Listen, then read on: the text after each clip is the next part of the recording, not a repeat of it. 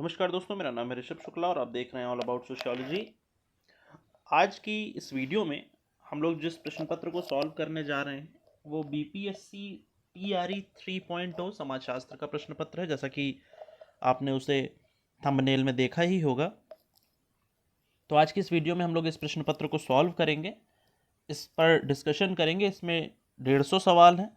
इन सवालों को हम लोग बहुत ही आराम से देखेंगे और प्रयास करेंगे कि इनके साथ साथ हम और इनसे संभावित प्रश्न को जान सकें। और अगर आप बीपीएससी से जुड़े किसी एग्ज़ाम की तैयारी कर रहे हैं तो आप चैनल पर दिए गए नंबर पर हमें कॉल करके हमारे द्वारा चलाए गए बैच में जुड़ सकते हैं और अपनी तैयारी को मजबूत कर सकते हैं। तो चलिए बिना किसी देरी के शुरू करते हैं। आज का पहला सवाल लिखा हुआ है, शोध साक्षात्कार निम्नलिखित प्रकार के होते हैं। यानी यहाँ पर आपसे जो इंटरव्यू के टाइप्स हैं वो पूछे गए हैं कि इंटरव्यू कितने तरीके का होता है। तो हम जानते हैं कि जो हमारा साक्षात्कार है वो प्राइमरी डेटा यानी प्राथमिक आंकड़े कलेक्ट करने का एक माध्यम है, जो कि 3 प्रकारों का होता है। पहला जिसे कि हम संरचित कहते हैं यानी स्ट्रक्चर्ड, दूसरा जिसे कि हम असंरचित कहते हैं यानी नॉन स्ट्रक्चर्ड, और तीसरा जिसे अर्थ संरचित यानी सेमी स्ट्रक्चर्ड कहते हैं। तो यानी ए, बी और सी ये तीनों ही जो है इंटरव्यू के प्रकार हैं, इसलिए इसका सही आंसर उपर्युक्त में से एक से अधिक हो जाएगा। ठीक है, चलिए आगे देखते हैं। लिखा हुआ है, शोध साक्षात्कार निम्नलिखित लिखा हुआ है सामाजिक असमानता सामाजिक है क्योंकि, यानी जो सोशल इनइक्वालिटी है वो सोशल क्यों है। भाई अगर वो असमानता है तो उसे सामाजिक नहीं होना चाहिए, लेकिन फिर भी वो सामाजिक है, तो इसका कारण क्या है। तो कहा जा रहा है कि वे व्यक्तियों के बारे में नहीं बल्कि समूहों के बारे में है। इनका आधार केवल आर्थिक होता है। वे व्यवस्थित और संरचित हैं। ठीक है, तो देखिए ये तो बात सही है कि सामाजिक असमानता जो है वो व्यवस्थित भी है और संरचित भी है। ये बात तो एकदम, क्योंकि समाज में बहुत सिस्टमेटिकली वो इनइक्वालिटी जो है लागू की गई है, चाहे वो वर्ण व्यवस्था के आधार पर हो, चाहे वो रेस प्रजाति के आधार पर हो, चाहे वो कास्ट सिस्टम पे बेस्ड हो, चाहे वो क्लास सिस्टम पे बेस्ड हो। लेकिन इनका आधार केवल आर्थिक नहीं हो सकता। और ये व्यक्तियों के बारे में ही नहीं बल्कि समूहों के बारे में होती है। किसी इंडिविजुअल की बात नहीं कर रहे होते हैं, बल्कि they are talking about a community, they are talking about a class, है ना। तो इस वजह से ये समूहों के बारे में होती हैं। तो इसका सही आंसर उपर्युक्त में से एक से अधिक हो जाएगा, यानी इसमें भी डी वाला विकल्प आपका सही हो जाएगा। अगले प्रश्न की तरफ बढ़ते हैं। क्वेश्चन नंबर 73 लिखा हुआ है, एकल व्यक्ति समूह या घटना की गहन जांच किसके साथ जुड़ी हुई है। यहाँ पर हम एकल व्यक्ति की बात कर रहे हैं, एकल समूह की, एकल घटना की। यानी यहाँ पर एक बात हमें समझनी होगी कि कोई एक यूनिट है जिसकी हम स्टडी कर रहे हैं। तो ठीक है, आपको पता होगा कि किसी एक यूनिट की स्टडी हम किस में करते हैं। जाहिर सी बात है इसका सही जवाब केस स्टडी मेथड हो जाएगा। केस स्टडी मेथड क्या होता है, जिसको कि हम वैयक्तिक अध्ययन पद्धति कहते हैं। वैयक्तिक अध्ययन पद्धति में हम किसी एक विषय को अपना आधार मान करके, उसको इकाई मान करके उसकी स्टडी करते हैं। ये इकाई एक गांव हो सकता है, एक समुदाय हो सकता है, एक संस्कृति हो सकता है, कुछ भी हो सकता है।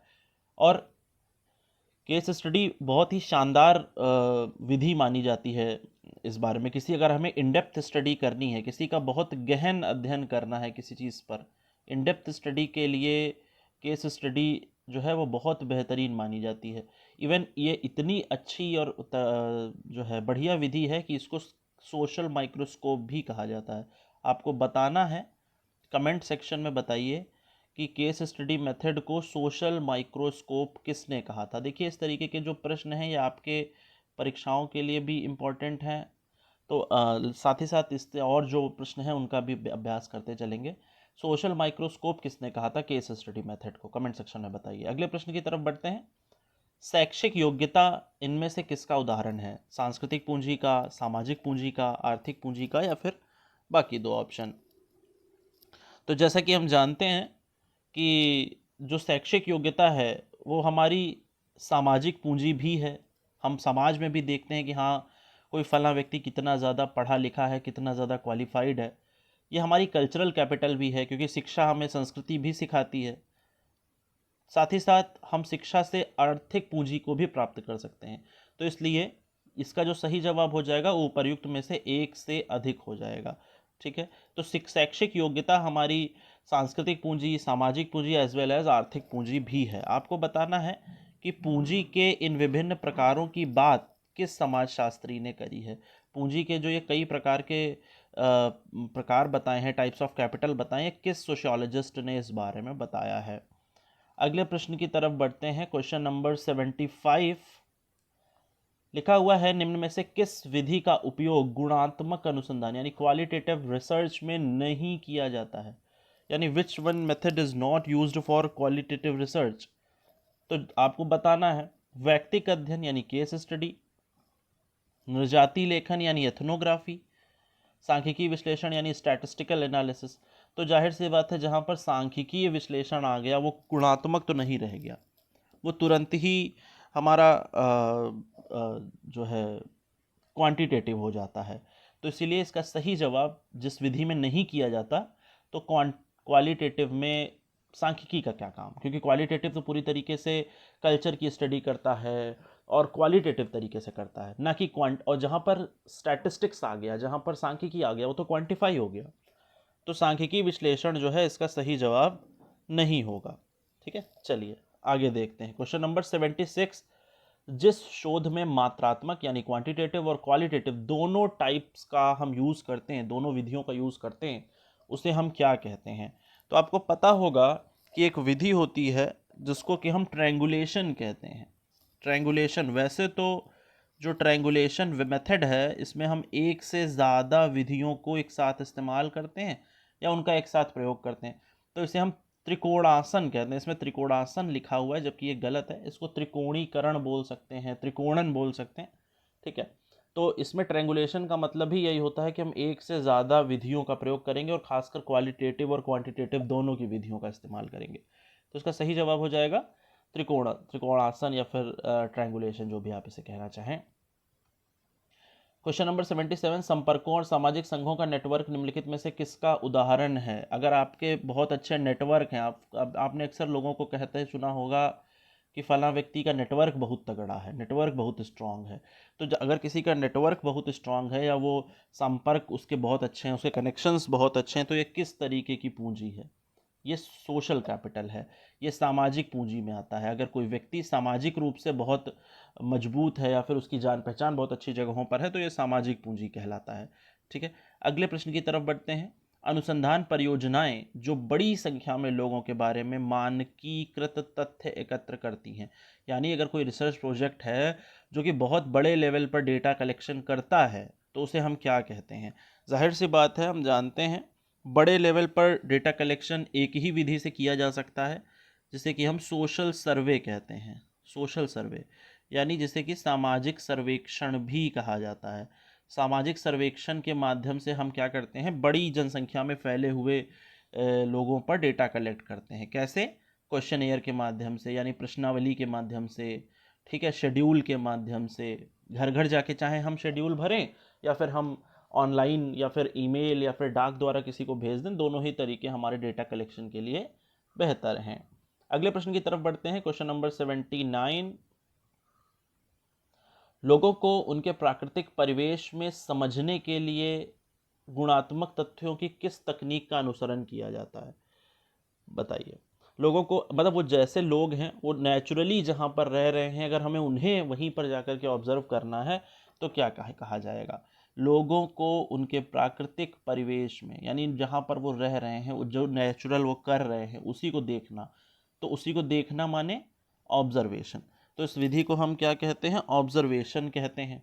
ठीक है भाई, और जब आप जाएंगे तो उन्हें ऑब्जर्व ही थोड़ी करके लौट आइएगा, उन्हें जाइएगा थोड़ा देखेंगे कि भाई ये क्या कर रहे हैं, कैसे कर रहे हैं। उस डेटा को कलेक्शन भी करना होगा, उस डेटा को कलेक्ट करना होगा। तो उसके लिए हमें क्या करना पड़ेगा, हमें उनका इंटरव्यू लेना पड़ेगा, उनसे बातचीत करनी पड़ेगी। तो इसके लिए हम क्या करते हैं, केस स्टडी का भी सहारा लेते हैं, इसके लिए हम जो है अवलोकन का भी सहारा लेते हैं। तो इसका जवाब जो हो जाएगा वो एक से अधिक हो जाएगा। अगर यहाँ पर ये विकल्प ना होता तो इसका आंसर केवल और केवल ऑब्जर्वेशन होता, लेकिन चूंकि इसमें एक से अधिक का भी विकल्प है तो हमें इस बात को भी कंसीडर करना होगा और देखना होगा कि क्या और भी कोई है जिसका कि यहाँ पर उपयोग हो सकता है। तो इसका आंसर उपयुक्त में से एक से अधिक हो जाएगा, और एक से अधिक कौन से होंगे, अवलोकन और व्यक्तिक अध्ययन पद्धति। चलिए आगे देखते हैं किसने परिभाषित किया कि समाजशास्त्र एक ऐसा शास्त्र है जिसमें सामाजिक कृत्य की व्याख्यात्मक समझ, ज़्यादा दिमाग लगाने की ज़रूरत ही नहीं है। जैसे ही इंटरप्रिटेटिव अंडरस्टैंडिंग दिखा, आपके सामने एक थिंकर का नाम चमक जाना चाहिए। जैसे ही व्याख्यात्मक समझ, व्याख्यात्मक बूझ का नाम आता है, आपके सामने एक थिंकर चमकता है और उसका नाम है मैक्स वेबर। मैक्स वेबर जो कि वर्स्टेहन के बारे में बात करते हैं और कहते हैं by verstehen we can understand the interpretative forms of action, यानी जो हमारी व्याख्यात्मक प्रकृति की जो सामाजिक अंतर क्रियाएं हैं उनकी व्याख्या कैसे कर सकते हैं, ये वो बताते हैं मैक्स वेबर। ठीक है, अगले प्रश्न की तरफ बढ़ते हैं। क्वेश्चन नंबर 81, किसके अनुसार समाजशास्त्र सामाजिक तथ्यों का अध्ययन। पेपर बहुत एवरेज है। सामाजिक तथ्य यानी जिसे हम सोशल फैक्ट कहते हैं, तो जैसे कि ऊपर इंटरप्रिटेटिव अंडरस्टैंडिंग एक कीवर्ड था, उसी तरीके से यहाँ पर एक कीवर्ड है सोशल फैक्ट। जैसे ही आपने सुना नाम चमक गया होगा। जी हाँ, बिल्कुल सही जवाब। इसका सही आंसर एमिल डर्कहाइम है। एमिल डर्कहाइम ने जो है सोशल फैक्ट की स्टडी करी थी। अगले प्रश्न की तरफ चलते हैं। क्वेश्चन नंबर 82 लिखा हुआ है, निम्नलिखित में से कौन धर्म और सामाजिक परिवर्तन के अध्ययन से संबंधित है। तो धर्म के अध्ययन से पहले तो ये तीनों संबंधित हैं, यानी कार्ल मार्क्स भी हैं, वेबर भी हैं, डर्कहाइम भी हैं, लेकिन धर्म के साथ साथ सामाजिक परिवर्तन को भी जोड़ दिया गया है। तो धर्म के सामाजिक परिवर्तन से कौन कौन संबंधित हैं। तो धर्म के सामाजिक परिवर्तन से मार्क्स भी संबंधित हैं, वेबर भी संबंधित हैं, डर्कहाइम भी संबंधित हैं। क्योंकि डर्कहाइम ने कहा कि धर्म जो है वो बदलता है नैतिकता में और समाज बदलता है यांत्रिक से सावयवी में, तो ये भी हो गया। वेबर ने कहा कि कैसे कैसे प्रोटेस्टेंट धर्म आया और बाकी देशों में जो है नहीं आ पाया पूंजीवाद, तो वेबर भी हो गए। और कार्ल मार्क्स ने तो पूरी व्याख्या ही करी 5 चरणों की और बताया किस तरीके से लोग अपने अधिकारों के बारे में नहीं जागरूक हो पाए। तो इसका सही जवाब जो है उपर्युक्त में से एक से अधिक हो जाएगा, क्योंकि Weber as well as Durkheim, Marx, इन तीनों लोगों ने धर्म और सामाजिक परिवर्तन के बारे में बात करी है। लिखा हुआ है, वह प्रणाली जिसके द्वारा किसी समाज में लोगों की श्रेणियों को एक पदानुक्रम में स्थान दिया जाता है वह क्या कहलाती है। यानी अगर हम एक पदानुक्रम का मतलब यहाँ पर हायरार्की है, अगर हम लोगों को एक हायरार्की में लगाएं, यानी हायरार्किकल डिवीज़न करें, तो कैसे हो पाएगा, ये हायरार्की कैसे बन पाएगी, इस अवधारणा को हम क्या कहते हैं, ये पूछा गया है यहाँ पर। तो ठीक है, बिल्कुल सही जवाब है। इसका जो सही आंसर है वो सामाजिक स्तरीकरण है। ठीक है, सोशल स्ट्रैटिफिकेशन जिसको कि हम कहते हैं, जिसमें हम अलग अलग श्रेणियों में, अलग अलग कैटेगरीज में लोगों को बांट देते हैं, तो उसे हम सामाजिक स्तरीकरण कहते हैं। ठीक है, आपको बताना है कि सामाजिक स्तरीकरण के प्रकार्यात्मक सिद्धांत यानी फंक्शनल थियरी ऑफ स्ट्रैटिफिकेशन के बारे में किसने चर्चा करी, कमेंट बॉक्स में बताइए। आगे देखते हैं, तार्किक क्रिया और अतार्किक क्रिया के बीच में अंतर किसने किया है। पूरा वीडियो पड़ा हुआ है डिटेल्ड चैनल पर विल्फ्रेडो पेरेटो का, अगर जिसने नहीं देखा है वो प्लीज़ जा करके देखिए, बहुत डिटेल्ड वीडियो है, आपको उसमें से काफ़ी सारी चीज़ें मिल जाएंगी। तो लॉजिकल और नॉन लॉजिकल एक्शन के बारे में पेरेटो ने बताया। किस बुक में बताया है, treaties on general sociology. Treaties on general sociology एक किताब आई पेरेटो की, और बहुत बड़े इटालियन सोशियोलॉजिस्ट हैं, इकोनॉमी भी पढ़े, मैथमेटिशियन भी रहे। ठीक है, तो जो है ट्रीटीज ऑन जनरल सोशियोलॉजी जो किताब है वो पेरेटो की है, जिसमें कि Pareto talks about 2 types of action, logical and non logical. चलिए आगे बढ़ते हैं अगले प्रश्न की तरफ। ये देखिए, अभी पीछे आपसे पूछा और अगला सवाल, सामाजिक स्तरीकरण की व्याख्या करने वाले प्रमुख सिद्धांत क्या हैं। समाज मतलब जो सोशल स्ट्रैटिफिकेशन की थियरी है वो कौन सी है, वो किस तरीके से इस बारे में बताती है। तो पहले तो मैं आपको बता दूं कि सामाजिक स्तरीकरण व्यक्तियों के बीच की विभिन्नता का प्रकार ही नहीं बल्कि समाज की विशिष्टता है। यानी जो मॉडर्न सोसाइटीज़ हैं उनकी क्वालिटी है सोशल स्ट्रैटिफिकेशन, जिसमें कि लोगों को उनकी योग्यता, उनके गुण, उनकी उनकी कैपेबिलिटीज़ के आधार पर हम एक श्रेणियों में बांटते हैं। सामाजिक स्तरीकरण पीढ़ी दर पीढ़ी बना रहता है, ठीक है, कुछ हद तक बना रहता है। सामाजिक स्तरीकरण विश्वास या विचारधारा द्वारा समर्थित है। अगर हम उसमें जाति का एंगल डाल दें, अगर हम उसमें वर्ण का एंगल डाल दें, तो हम देखते हैं कि हाँ भाई वो एक विचारधारा भी उसको समर्थित करती है कि हाँ हाँ तुम तो ऐसे ही थे। तो इसका सही जवाब हो जाएगा टी वाला, उपर्युक्त में से एक से अधिक, क्योंकि इस तरीके की जो विचारधारा है उसको व्याख्या करने के लिए हम किसी न किसी धार्मिक व्याख्या का सहारा ले लेते हैं। तो इसका सही जवाब डी हो जाएगा। क्वेश्चन नंबर 86 है, सोरोकिन के सामाजिक परिवर्तन के चक्रीय सिद्धांत में वर्णित संस्कृतियां कौन कौन सी हैं?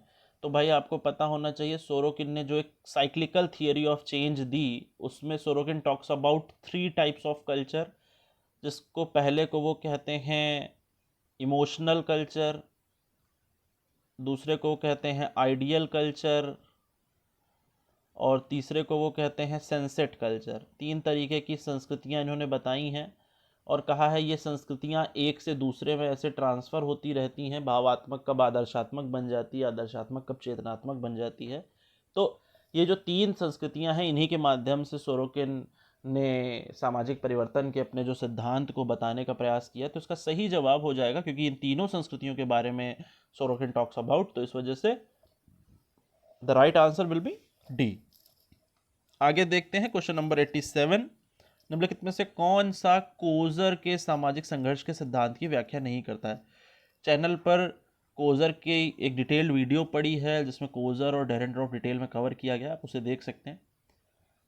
कोजर के सामाजिक संघर्ष के सिद्धांत की व्याख्या कौन नहीं करता है?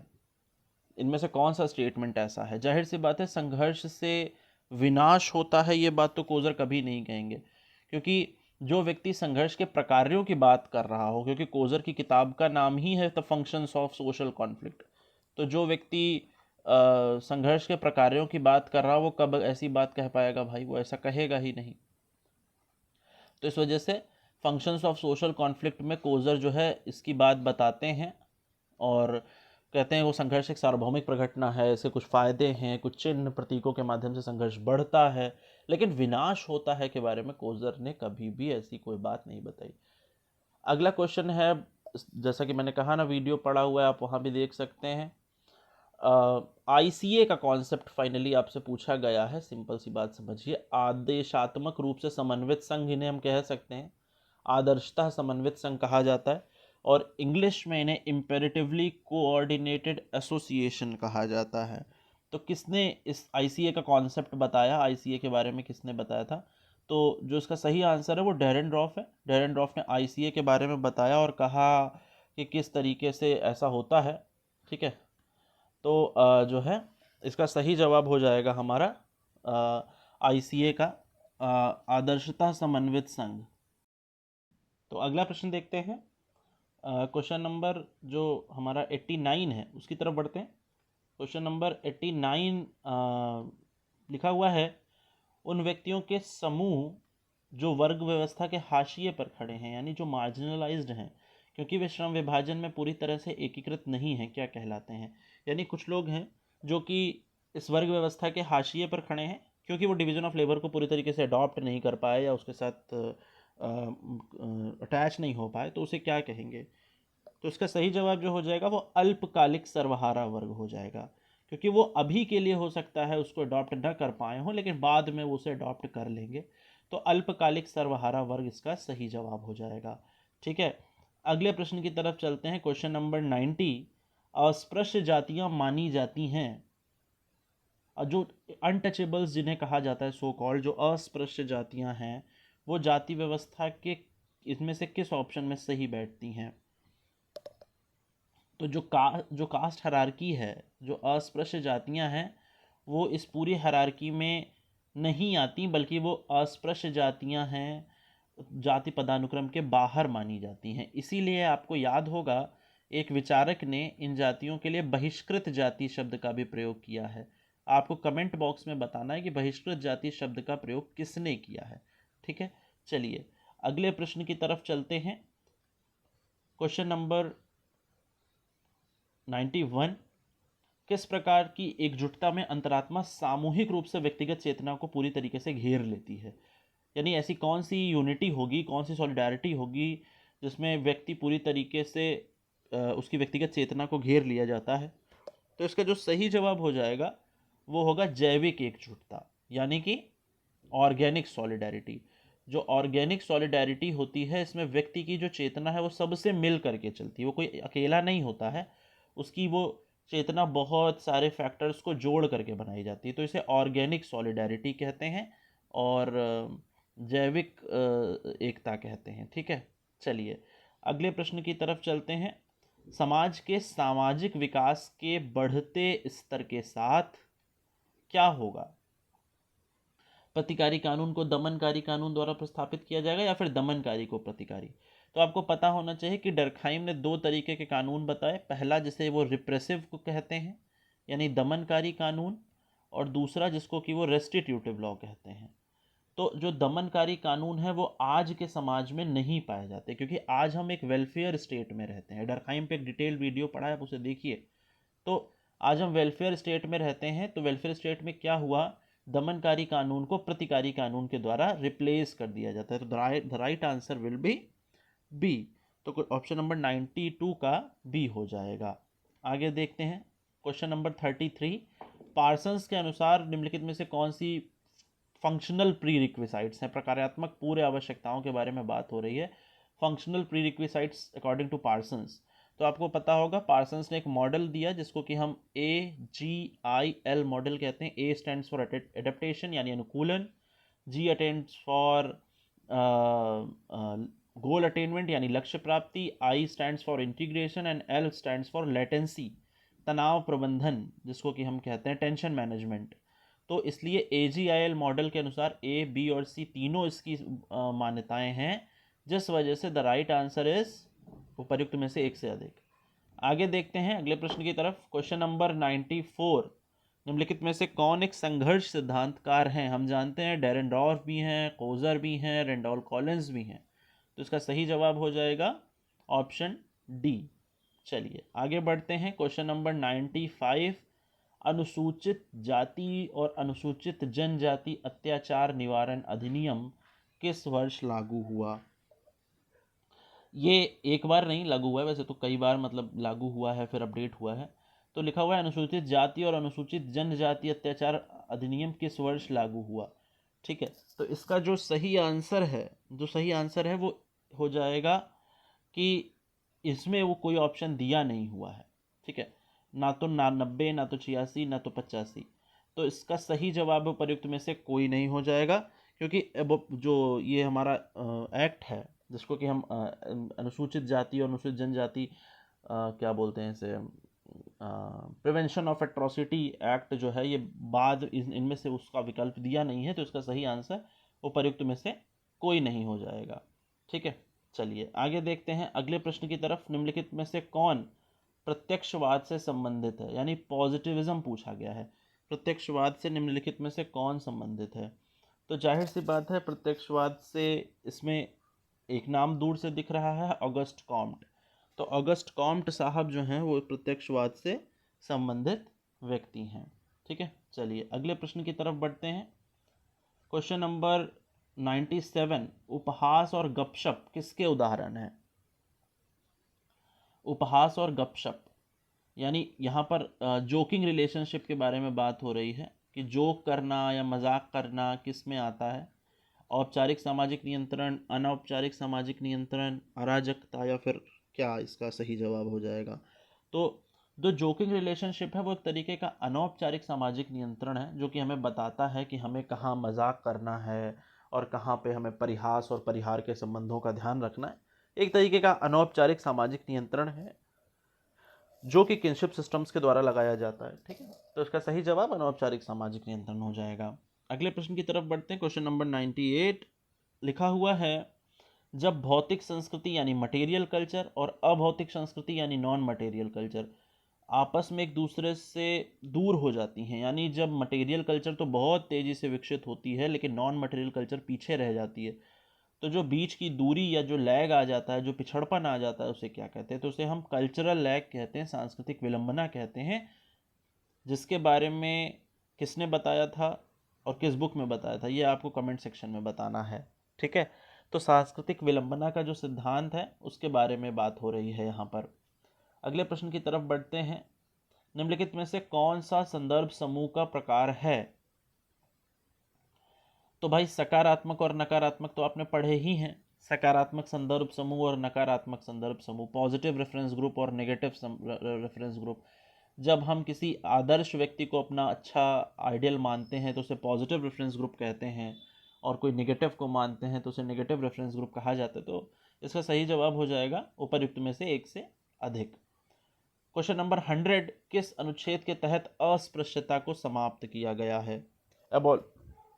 एबॉलिशन ऑफ अनटचेबिलिटी के बारे में बात हो रही है, किस अनुच्छेद के तहत अस्पृश्यता को समाप्त किया गया है? तो इसका सही आंसर हो जाएगा उपर्युक्त में से कोई नहीं, क्योंकि आर्टिकल 17 जो है भारतीय संविधान का अनुच्छेद 17 हमें इस बारे में श्योर करता है कि किसी को भी अस्पृश्यता का उन्मूलन होगा और किसी को भी अस्पृश्यता का सामना नहीं करना पड़ेगा। भारतीय संविधान का अनुच्छेद 17 इस बारे में बताता है, जो कि एक हमारा फंडामेंटल राइट है, मौलिक अधिकार है। ठीक है, चलिए अगले प्रश्न की तरफ चलते हैं। क्वेश्चन नंबर 101, प्रकट प्रकार्य वे हैं जो, यानी यहाँ पर बात हो रही है मैनिफेस्ट फंक्शन की। अगर आप लोग अंग्रेजी में पढ़ते हैं तो मैनिफेस्ट फंक्शंस की बात हो रही है यहाँ पर। तो मैंने आपको बताया था मैनिफेस्ट यानी जो मेन है, जो प्रमुख हैं, तो अपेक्षित होंगे, ये तो पता है, और मान्यता प्राप्त हैं, ये भी पता होगा। तो इसका सही जवाब हो जाएगा जो अपेक्षित हैं और मान्यता प्राप्त हैं, यानी एक्सेप्टेड हैं और पूरी तरीके से मान्यता प्राप्त हैं, तो उसे मैनिफेस्ट फंक्शन कहते हैं। जबकि लेटेंट फंक्शन वो होते हैं जो अनपेक्षित होते हैं और अचानक से आ जाते हैं, हमने उनकी उम्मीद नहीं की होती है। तो अपेक्षित और मान्यता प्राप्त फंक्शंस को हम मैनिफेस्ट प्रकट प्रकार कहते हैं, मैनिफेस्ट फंक्शन कहते हैं। द्वितीय पिछड़ा वर्ग आयोग, अच्छा क्वेश्चन है। पीजीटी के लिए जो लोग प्रिपेयर कर रहे हैं, यूपी पीजीटी के लिए, जैसा कि उसकी डेट भी अनाउंस हो गई है, तो वो लोग इस पेपर के लिए, उनके लिए बड़ा काम का हो सकता है, क्योंकि ऐसे ही प्रश्न पीजीटी में आते हैं जिसमें आपको 100% एक्यूरेसी के साथ काम करना होता है। अब लग रहा है आपको कि बहुत सरल है, लेकिन अगर इनमें से एक भी क्वेश्चन गलत हो गया तो फिर काम खराब हो जाएगा। तो एक्यूरेसी बहुत अच्छी होनी चाहिए। द्वितीय पिछड़ा वर्ग का आयोग का नेतृत्व किसके द्वारा किया गया था, ये पूछा गया है। तो उसका सही जवाब जो है वो बीपी मंडल है। बीपी मंडल साहब, इसे मंडल कमीशन भी कहते थे। आपने देखा होगा बहुत सारी मूवीज़ बनी हैं, बहुत सारी बातों में कहा जाता है मंडल कमंडल की राजनीति या मंडल आयोग की चर्चा होती है। तो इसका जो सही जवाब है वो मंडल आयोग हो जाएगा, मंडल कमीशन हो जाएगा। ठीक है, अगले प्रश्न की तरफ बढ़ते हैं। क्वेश्चन नंबर 103, जातियों का पदानुक्रमिक क्रम किस भेद पर आधारित है? यानी जो हायरार्किकल डिवीज़न है या हायरार्किकल सीक्वेंस है वो किस आधार पर बांटा गया है? तो आपको पता होगा कि जो जातियों का पदानुक्रम है उसको बांटने का जो सबसे प्रमुख आधार है वो है प्योरिटी और पोल्यूशन, जिसके बारे में डूमो बात करते हैं, जिसके बारे में घुरे बात करते हैं। तो प्योरिटी एंड पोल्यूशन यानी पवित्रता और प्रदूषण की जो अवधारणा है वो इसमें सबसे कॉमन देखी जाती है जातियों का पदानुक्रम के आधार पर। तो प्योरिटी एंड पोल्यूशन इसका सही जवाब हो जाएगा। क्वेश्चन नंबर 104 देखते हैं, अप्रकट प्रकार्य। अभी पीछे बात हो रही थी प्रकट प्रकार्यों की, यहाँ पर देखिए फिर सवाल आ गया अप्रकट प्रकार्य। तो इसका सही जवाब हो जाएगा अनपेक्षित, जो हमें, जिनके बारे में अनुमान नहीं था या जो हमें पता नहीं था कि ऐसा हो जाएगा, अचानक से ऐसा हो गया। अपेक्षित हमें हमें बिल्कुल अपेक्षित नहीं था, अनपेक्षित थे और अमान्य थे, हमें पता भी नहीं था। तो इसका सही जवाब एक से ज़्यादा हो जाएगा। ठीक है, चलिए आगे देखते हैं। इसका जो सही जवाब हो जाएगा वो अपेक्षित और अमान्य हो जाएगा। क्वेश्चन नंबर 105 देखते हैं, संस्कृति एक जटिल संपूर्ण है। Culture is a complex whole. कुछ और याद आ रहा होगा, टाइलर की डेफिनेशन अगर आपको याद आ रही तो बहुत अच्छी बात है, तो आनी भी चाहिए। Culture is a complex whole which includes custom, belief, ritual, moral, ऐसा करके एक लंबी सी डेफिनेशन है ना। तो कल्चर में क्या क्या शामिल है? कल्चर में आपका कला भी शामिल है, आर्ट भी है, बिलीफ भी है, नॉलेज भी है, and any other capabilities which is acquired by man as a human of as being as a part of society। समाज का एक भाग रहते हुए उसने जो जो कुछ भी सीखा है वो सब कुछ संस्कृति है, और इसीलिए कहा जाता है ना संस्कृति सीखा हुआ व्यवहार है। तो इसका सही आंसर डी हो जाएगा, 105 का डी। अगला प्रश्न देखते हैं, ईवी रामास्वामी नायकर को निम्न जातीय आंदोलन के नेता के रूप में भारत के किस भाग से जाना जाता है?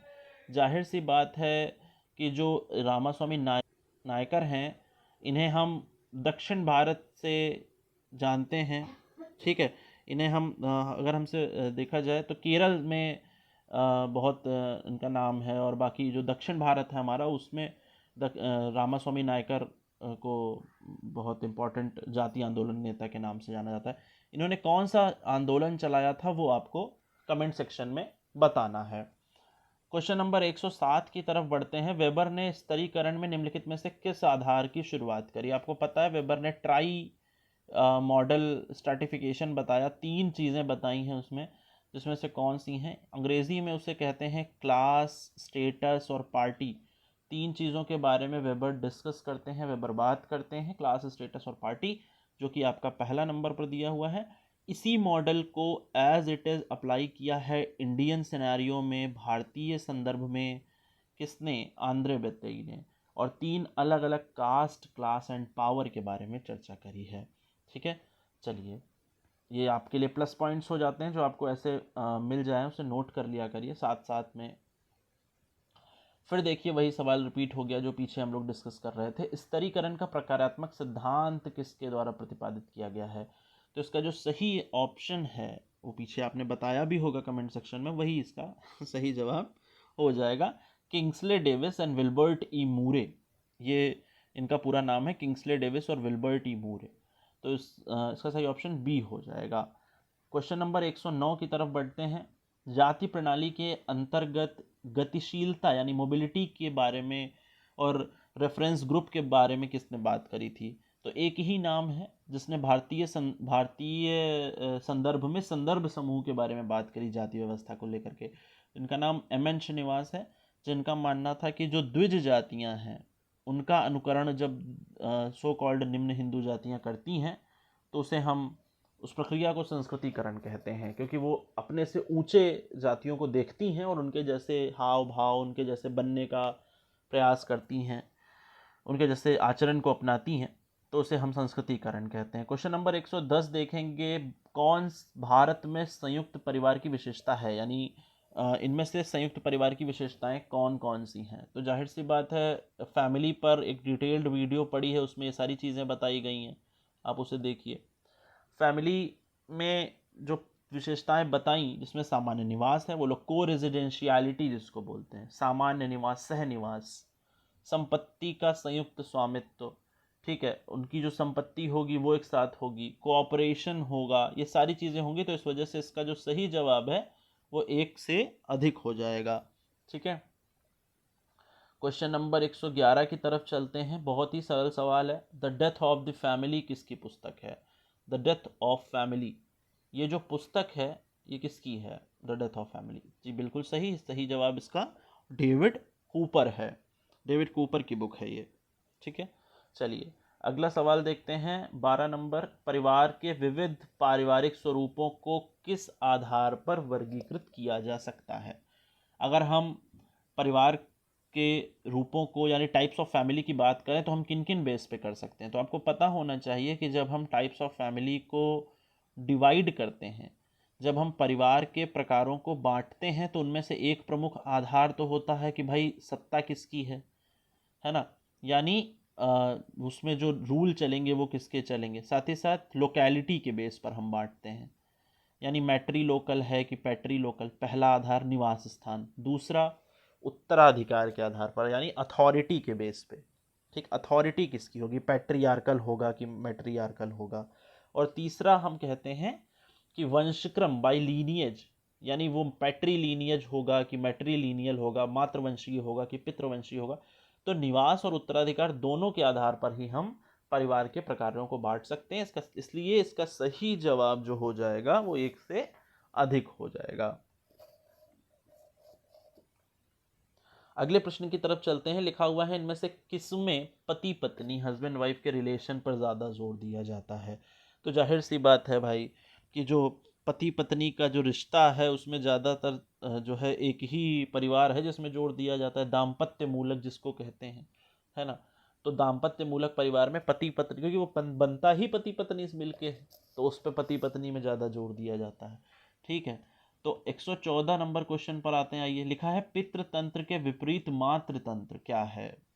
ठीक है, यानी अगर हम पैट्रियार्की की बात ना करके मैट्रियार्की की बात करें तो मैट्रियार्की क्या है?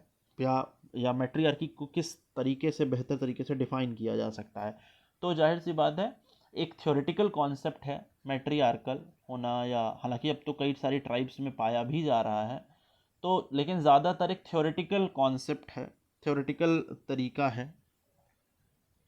ठीक है, तो इसका सही आंसर ए हो जाएगा। आगे देखते हैं, लिखा हुआ है निम्नलिखित में से कौन सा मातृवंशीय समाज का उदाहरण है। तो मैट्रीलीनियल कौन सी जातियां हैं वो आपको बतानी है, दूर से ही दिख रही है वैसे तो, है ना। तो जो खासी जनजाति है, गारो और खासी जनजाति, वो मातृवंशीय है, मैट्रीलीनियल है, यहाँ पर ध्यान देने वाली बात है। क्वेश्चन नंबर 116 की तरफ बढ़ते हैं, लिखा हुआ है पारंपरिक सत्ता और तर्कसंगत कानूनी सत्ता यानी टाइप्स ऑफ अथॉरिटी में किसने बांटा। वैसे तो बहुत ही ज़्यादा सरल है। ठीक है, अथॉरिटी के 3 प्रकार किसने बताए हैं, वही इसका सही जवाब है। तो जाहिर सी बात है, इसका सही जवाब मैक्स वेबर हो जाएगा, जिन्होंने पारंपरिक सत्ता और तर्कसंगत सत्ता के बारे में बात करी है। क्वेश्चन नंबर 117 की तरफ बढ़ते हैं। नौकरशाही निम्नलिखित में से किस प्रकार की सत्ता है। आप जानते हैं कि नौकरशाही जो है वो पूरी तरीके से कानूनी सत्ता है। जो ब्यूरोक्रेटिक है उसे हम रैशनल लीगल में रखते हैं। ठीक है, कि रैशनल लीगल अथॉरिटी जो है वो हमारी क्या कहलाती है, वो हमारी पूरी तरीके से ब्यूरोक्रेटिक रैशनल लीगल अथॉरिटी कहलाती है।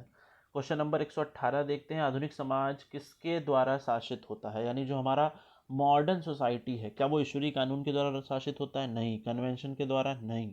बल्कि जो हमारा मॉडर्न सोसाइटी है वो पूरी तरीके से चलता है तो केवल और केवल कानून के शासन के द्वारा। वहाँ पर किसी राजमाता का शासन नहीं चलता, यहाँ पर किसी कोई हिटलर का शासन नहीं चलता, बल्कि कानून का शासन चलता है, संविधान का शासन चलता है।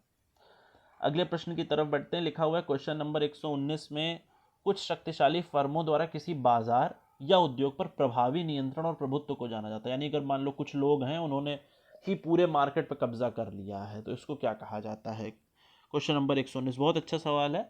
इसको हम अल्पाधिकार कहते हैं। अल्पाधिकार यानी कुछ लोगों के समूहों ने पूरी व्यवस्था पर अधिकार कर लिया। ठीक है, तो इसे अल्पाधिकार कहा जाता है। ठीक है, क्वेश्चन नंबर 120 देखते हैं, निम्नलिखित में से किसने अपनी पुस्तक इकोनॉमी एंड सोसाइटी में पुश्तैनीवाद, पीवाईक्यू भी है, अगर आपने पीवाईक्यूज लगाए होंगे तो आपको ये प्रश्न मिला होगा, पुश्तैनीवाद का उल्लेख किसने किया। इसको हिंदी में पैट्रीमोनियलिज्म कहते हैं, जिसके बारे में वेबर बात करते हैं, वेबर कहते हैं। ये जब वेबर पारंपरिक सत्ता बता रहे हैं, उसी के बीच में एक चीज़ आती है कि वो पिता से उसके पुत्र को ट्रांसफ़र होती है जब सत्ता, तो उसे हम पैट्रीमोनियलिज्म या फिर पुश्तैनीवाद कहते हैं हिंदी में। क्वेश्चन नंबर 121 देखते हैं, किसने कुला एक्सचेंज के बारे में बात करी है। कुला एक्सचेंज एक ही नाम है, ब्रोनिस्लाव मैलिनोस्की, जो कि कहते हैं कि कुला विनिमय के बारे में इन्होंने चर्चा करी। कुला विनिमय के बारे में बात करते हैं कि जब लोग, जो ट्रॉबियन द्वीप समूह पर रहने वाले लोग एक जगह से दूसरी जगह जाते हैं, वो आपस में एक दूसरे से बाजूबंद और हार का एक्सचेंज करते हैं, और वही बाजूबंद हार घूम फिर के वापस एक से दूसरे के पास, दूसरे से तीसरे के पास चलता रहता है। ये ठीक उसी तरीके से जैसे व्यवहार में दिए गए कपड़े और लेमन सेट घूम घूम के वापस एक दूसरे की शादी में जाता रहता है। लेमन सेट वो चलता ना, जिसमें शरबत के ग्लास वगैरह होते हैं, तो वो सामान्यतः मतलब बचपन में मैंने देखा कि वो एक जगह से दूसरी जगह ट्रांसफ़र ही होता है, तो उपयोग में लाने वाली चीज़ कम है। खैर, 122 क्वेश्चन नंबर देखते हैं, बाजार विनिमय निम्नलिखित में से किस पर आधारित है। जो बाजार में होने वाला विनिमय है वो किस तरीके से चलता है। जाहिर सी बात है, बाजार में जो विनिमय हो रहा होगा वो बाजार संबंधों के आधार पर चलेगा। ठीक है, तो हालांकि अगर बाजार ना होता तो फिर हम कुछ और देखते, लेकिन जब सामने दिख रहा है तो फिर भटकने की जरूरत नहीं है, बाजार संबंध के आधार पर बाजार विनिमय चलता है।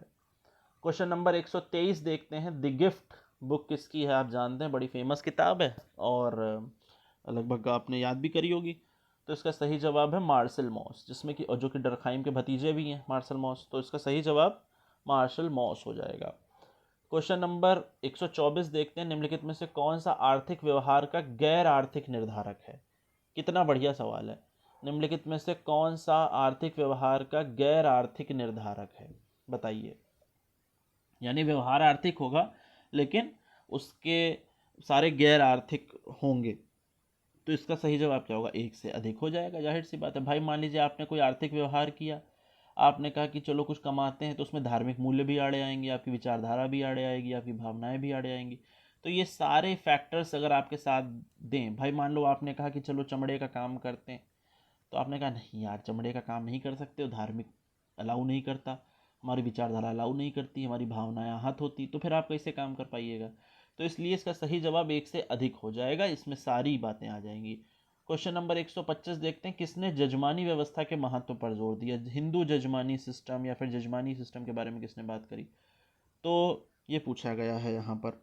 दूर से ही पता चल रहा है कि इसका सही आंसर विलियम वाइजर है। विलियम वाइजर ने जो है जजमानी व्यवस्था पर चर्चा करा और बहुत डिटेल्ड स्टडी करी है विलियम वाइजर ने। कहाँ करी है ये आपको कमेंट सेक्शन में बताना है। पारंपरिक भारतीय समाज में जजमानी प्रथा किस पर आधारित थी, तो जजमानी सिस्टम का मतलब ही होता था कि उसमें 2 लोग होते थे, एक को कमीन कहा जाता था या पर्जा कहा जाता था और एक को यजमान कहा जाता था। तो जो जजमान होता था और जो पर्जा होता था वो सेवाएं लेने वाला और देने वाले के आधार पर भेद था, और ये पूरी तरीके से जो व्यवस्था थी ये वस्तु विनिमय पर आधारित थी। पूरी तरीके से ये व्यवस्था वस्तु विनिमय व्यवस्था पर आधारित थी। अगला देखते हैं question number 127, the wealth of Nations पुस्तक किसके द्वारा लिखी गई है। तो जो the wealth of nation book है ये एडम स्मिथ की है। सभी जानते हैं एडम स्मिथ ने एक बहुत ही शानदार किताब लिखी जिसका नाम वेल्थ ऑफ नेशंस है, जिसमें कि एडम स्मिथ ने कॉन्सेप्ट दिया जिसको कि हम लोग भी पढ़ते हैं। इनविजिबल हैंड आपके लिए भी इंपॉर्टेंट है अगर आपको नहीं पता हो तो। अदृश्य हाथ की संकल्पना किसने दी, उन्होंने कहा कि मार्केट में कुछ अदृश्य शक्तियां काम करती हैं जिसे कि इनविजिबल हैंड कहा जाता है। क्वेश्चन नंबर 128 देखते हैं, जिस प्रक्रिया के द्वारा कोई वस्तु जो उपयोगी वस्तु नहीं थी को उपयोगी बना दिया जाता है। माने कोई चीज़ है जो कि उपयोगी नहीं थी वो उपयोगी बन गई, तो उसे क्या कहते हैं, उसे हम कहते हैं भैया पण्णीकरण। ठीक है, पण्णीकरण का मतलब क्या है, पण्णीकरण का मतलब है फेटिसिज्म। जैसे कि, और ये बात किसने बताई है, मार्क्स ने बताई। मार्क्स कहते हैं भाई मान लीजिए कोई व्यक्ति कोई चीज़, कोई क्रोशिया, कोई ऊन का स्वेटर हाथ से बीनना जानता है, या कोई ऐसी भी चीज़ जो कि नहीं बिकने लायक थी, जिसका कोई मूल्य नहीं था, उसको बाजारू बना दिया जाता है और उसका मूल्य निर्धारित कर दिया जाता है। तो इस चीज़ को हम क्या कहते हैं, इसको हम फेटिसिज्म ऑफ कमोडिटीज़ कहते हैं। चैनल पर एक वीडियो छोटा सा पड़ा हुआ है, आप उसे देख सकते हैं। क्वेश्चन नंबर 129 देखते हैं, लिखा हुआ है एक ऐसा निकाय जो एक विशेष क्षेत्र में विधि सम्मत एकाधिकार का सफलतापूर्वक दावा करता है उसे किस रूप में जानते हैं। यानी कोई एक ऐसा निकाय है, एक ऐसी बॉडी है जो कि कहता है कि हम इस एरिया में हमारा लीगलाइज्ड हमारा वो सिस्टम है यहाँ पे, तो उसे क्या कहते हैं, उसे स्टेट कहते हैं। क्योंकि स्टेट के साथ क्या होना चाहिए, सबसे पहली चीज़ तो सोवेरेन होना चाहिए, है ना। सोवेरेन बोले तो संप्रभु, उसके पास अपना एकाधिकार हो, कोई उसमें इंटरफेयर ना करे। इसीलिए जब हम कहते हैं ना भारतीय प्रस्तावना को पढ़ते हैं तो हम कहते हैं हम एक संप्रभु राष्ट्र हैं। तो हमारे देश में कोई हस्तक्षेप नहीं करता है थोड़ा थोड़ा कि नहीं नहीं थोड़ा हस्तक्षेप करो। ठीक है, तो क्वेश्चन नंबर 130 देखते हैं, मैक्स मूलर का नाम, थ्योरीज ऑफ रिलीजन आपने पढ़ी होंगी। थ्योरीज ऑफ रिलीजन में किस थियरी के साथ मैक्स मूलर का नाम जुड़ा हुआ है आपको बताना है। तो भाई जाहिर सी बात है मैक्स मूलर का नाम जो है नेचुरलिज्म के साथ जुड़ा हुआ है, प्रकृतिवाद के साथ जुड़ा है, जिसमें कि वो कहते हैं कि धर्म की उत्पत्ति प्रकृति से हुई है। 131 नंबर क्वेश्चन की तरफ चलते हैं, PYQ है ये भी। लिखा हुआ है किसने धर्म को पवित्र और अपवित्र के मध्य भेद किया है, सैक्रेड और प्रोफेन पूछा गया है यहाँ पर। पवित्र और अपवित्र के रूप में किसने इसमें भेद किया है, तो इसका जो सही जवाब है वो डरखाइम हो जाएगा। डरखाइम की जो बुक है elementary forms of religious life, जिसमें कि डरखाइम ने ऑस्ट्रेलिया की अरुंटा जनजाति के पर अध्ययन किया और वहाँ बताया कि कुछ चीज़ें हैं जिसको कि वो लोग सेक्रेड मानते हैं, कुछ चीज़ें हैं जिनको कि वो लोग प्रोफेन मानते हैं यानी साधारण मानते, कहते हैं ठीक है। तो इसलिए इसको जो है elementary forms of religious life में उन्होंने बताया है। क्वेश्चन नंबर 132 देखते हैं, निम्नलिखित में से कौन सा दृष्टिकोण मानता है कि परिवर्तन क्रमिक समायोजनात्मक तरीके से होता है, न कि अचानक और हिंसक तरीके से। तो संघर्ष तो काट ही दो, क्योंकि संघर्ष के तो एकदम उल्टी बात हो रही, इसमें अपोजिट बात हो रही। तो और चक्रीय तो घूम के फिर वहीं आ जाएगा, तो ये भी संभावना नहीं है। बचा क्या, संरचनात्मक प्रकार्यात्मक, स्ट्रक्चरल फंक्शनल। यानी जो संरचनात्मक प्रकार्यात्मक परिप्रेक्ष्य है वो ऐसा मानता है कि पूरी तरीके से जो है एक योजनाबद्ध तरीके से परिवर्तन होता है और उसी परिवर्तन के परिणाम जो है हम देखते हैं।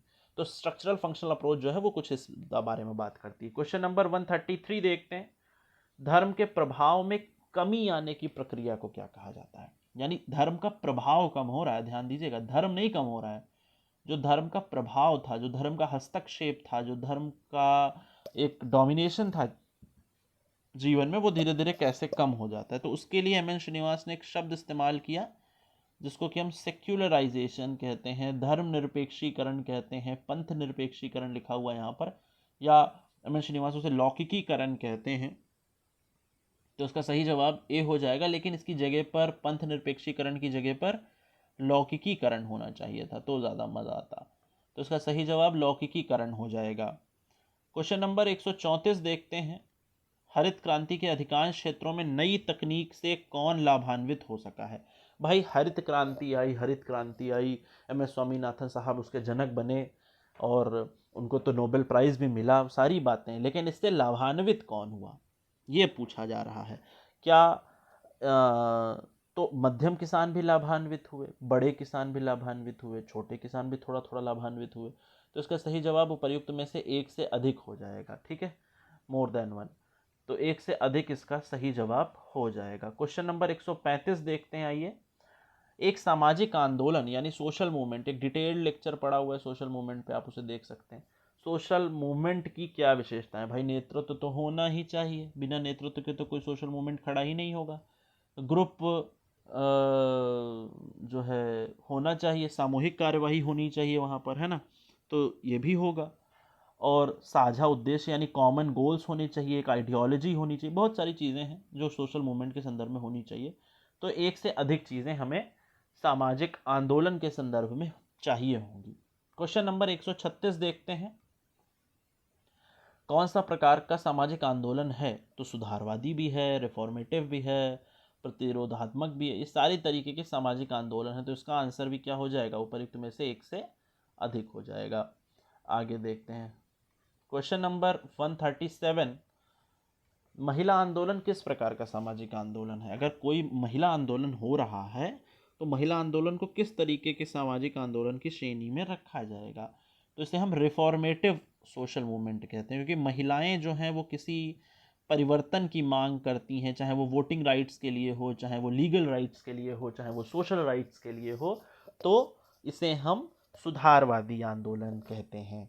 क्वेश्चन नंबर 138 देखते हैं, चिपको आंदोलन निम्नलिखित में से किसका उदाहरण है। जब हम चिपको मूवमेंट की बात करते हैं तो एक नाम आता है सुंदरलाल बहुगुणा का, और कहाँ हुआ, ये सारी बातें आपके दिमाग में आनी चाहिए। क्या इनका नारा था, क्या इन्होंने गोल लेकर के चले थे, कहाँ से शुरू हुआ, फिर इसी के बेस पे एक और मूवमेंट, वो सारी बातें आपके दिमाग में एक चार्ट के तौर पर बननी चाहिए।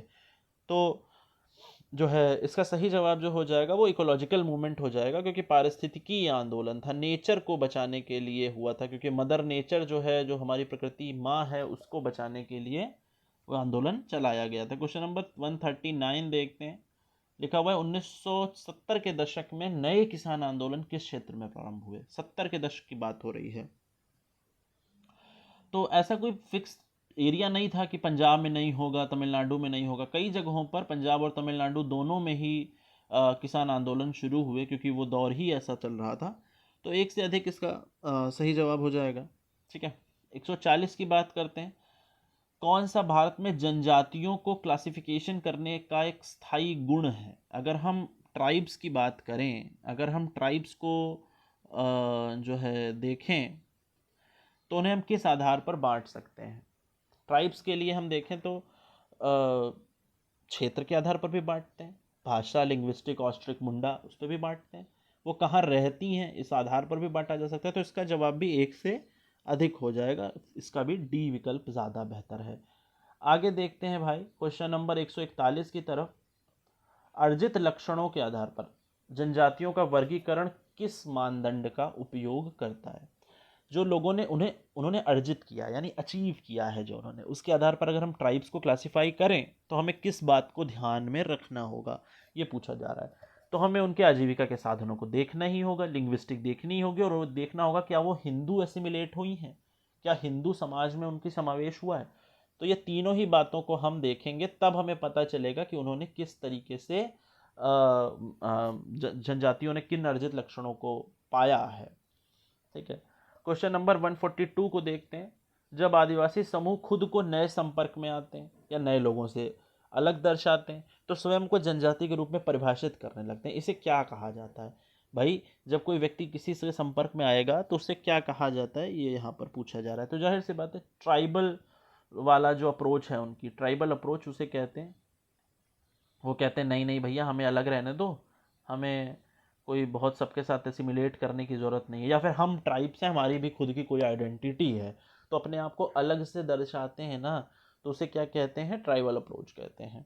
अगले प्रश्न की तरफ चलते हैं, क्वेश्चन नंबर 143। बहुत ही शानदार विचारक आ गए हैं, आपने आरपीएससी के पेपर्स में इनका नाम सुना होगा, वर्जीनियस खाका के अनुसार समकालीन समय में जनजातीय पहचान के दावों को मुख्य रूप से किन कारणों के द्वारा जिम्मेदार ठहराया जाता है? इन्होंने 3 चीज़ों के बारे में बात करी। ट्राइब्स पर जल्दी ही एक लेक्चर आएगा, आप उसे देखिएगा। जनजातीय पहचान के दावों को मुख्य रूप से निम्नलिखित में किन कारणों को जिम्मेदार ठहराया? 3 चीज़ें इन्होंने बताई। इन्होंने कमेटी इन्हें बनाई गई थी जो कि पीएमओ से निर्देशित किया गया था। प्रधानमंत्री महोदय के निर्देशन में एक कमेटी बनी और फिर उन्होंने जनजातियों की सामाजिक पृष्ठभूमि कैसी है, उनके साथ क्या दिक्कतें हैं, उसको पता करने के लिए। तो इसका जो सही जवाब हो जाएगा वो उन्होंने कहा कि जो जनजातीय कम्युनिटी है उसमें एक तरीके का मिडिल क्लास आ गया है, उसमें एक तरीके से मध्यम वर्ग का धीरे धीरे उदय होने लगा है, जो कि जनजाति नहीं है पूरी तरीके से शहरी भी नहीं है। तो जो बीच का व्यक्ति है वो बहुत ज़्यादा उसमें जिम्मेदार वो बताते हैं।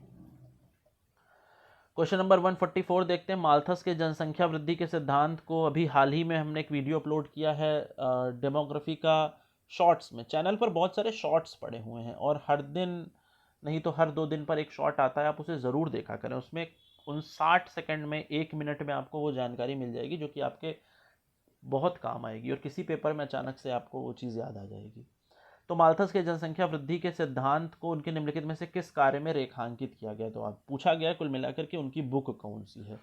तो माल्थस की बुक का नाम है an essay on the principles of population, जिसमें कि उन्होंने अपनी पॉपुलेशन सिद्धांत दिए हुए हैं। अगले प्रश्न की तरफ चलते हैं, क्वेश्चन नंबर 145। माल्थस के अनुसार जनसंख्या वृद्धि के लिए कृत्रिम निरोध क्या है? यानी जो कृत्रिम निरोध की बात करते हैं माल्थस, वो कौन से हैं? तो उसमें से वो कहते हैं कि ब्रह्मचर्य का भी पालन करो, लेट मैरिज, है ना, लेट मैरिज के बारे में कहते हैं, सेलिबेसी बताते हैं, और भी तमाम सारी चीज़ें। तो इसका सही आंसर उपर्युक्त में से एक से अधिक हो जाएगा। क्वेश्चन नंबर 146 देखते हैं। माल्थस के अनुसार जनसंख्या वृद्धि पर प्राकृतिक निरोध क्या है? तो भाई शादी टालना भी है, बीमारी भी है, ठीक है, सॉरी, बीमारी और अकाल, है ना। तो ये जो है दोनों हो जाएंगे हमारे प्राकृतिक निरोध। तो इसका आंसर भी उपर्युक्त में से एक से अधिक हो जाएगा। अगला क्वेश्चन है, पिछले साल हायर में पूछा गया था, जनसांख्यिकी संक्रमण सिद्धांत निम्नलिखित में से किससे जुड़ा हुआ है?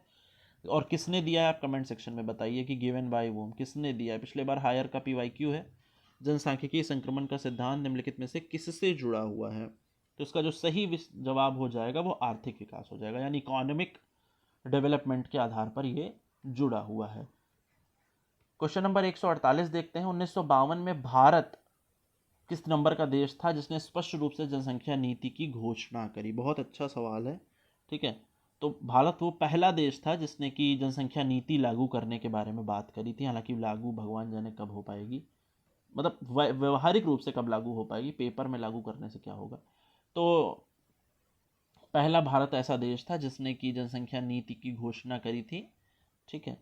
तो इसका सही जवाब ए हो जाएगा। बीपीएससी के लिए अभी जो नया टीआरई 4.0 या एस्टेट के लिए एक बैच चैनल पर शुरू हो रहा है। चैनल पर नीचे नंबर दिया हुआ है, आप उस नंबर पर कॉल करके जानकारी ले सकते हैं, ठीक है। और डिटेल में आपको जो भी अगर कुछ पूछना है किसी, और बाकी तो बैच हमारा फाउंडेशन बैच जो चल ही रहा है, आप उसमें भी ऐड हो सकते हैं, ठीक है। तो अगले प्रश्न की तरफ बढ़ते हैं। Question number 149। भारत में परिवार नियोजन कार्यक्रम को किस वर्ष झटका लगा? ये तो only BPSC can do this things, है ना। भारत में परिवार नियोजन कार्यक्रम को किस वर्ष झटका लगा? तो इसका सही जवाब जो हो जाएगा वो 75-76 हो जाएगा। ठीक है। लिटरली मैं बताऊँ, मुझे ये समझ में नहीं आया कि ऐसा क्या झटका लगा, लेकिन अब चूंकि आंसर की में इन्होंने यही प्रश्न था जिसके लिए आंसर की देखना पड़ा, तो जो है उन्होंने बताया कि 1975-76। ठीक है। चलिए क्वेश्चन नंबर 150 देखते हैं। भारत में आयु विशिष्ट लिंगानुपात यानी एज स्पेसिफिक सेक्स रेशियो की गणना किस वर्ष शुरू हुई? ये बहुत अच्छा सवाल है, आपके लिए नेट के लिए भी काम आएगा। आयु विशिष्ट लिंगानुपात की गणना किस वर्ष में शुरू हुई? तो 1961 जो ईयर था, वहाँ से जनगणना जो है पहली बार एज स्पेसिफिक और लिंग स्पेसिफिक जनगणना जो है अलग अलग होना शुरू हुई। तो जो है मुझे लगता है कि आज इस प्रश्न पत्र में जो है, तो इसको एज स्पेसिफिक फर्टिलिटी रेट जो है 1961 से शुरू हुआ। तो इस पेपर में 150 सवाल थे। पेपर तो फिलहाल बहुत अच्छा है। आपको और बीपीएससी के लिए इस तरीके के पेपर्स अभी कुछ दिनों में हमारे चैनल पर आएंगे, तो उसके लिए चैनल को ज़रूर सब्सक्राइब करिए, वीडियो को लाइक किया करिए, कमेंट बॉक्स में आंसर दीजिए। आपके और भी किसी क्वेरी के लिए, चाहे वो नेट से जुड़ी हुई हो, अगर आप नेट के लिए प्रिपेयर करना चाहते हैं, आप पीजीटी के लिए प्रिपेयर करना चाहते हैं, बीपीएससी के लिए, स्टेट के लिए, तो आप जो नंबर दिया हुआ है उस पर कॉल करें और चैनल से जुड़ें, और जो हमारा पेड बैच चल रहा है उसमें भी आप ज्वाइन हो सकते हैं। ठीक है। तो आज के लिए इतना ही। इसके अलावा हम लोग नेक्स्ट वीडियो में मिलेंगे। तब तक के लिए ध्यान रखिए अपना। धन्यवाद।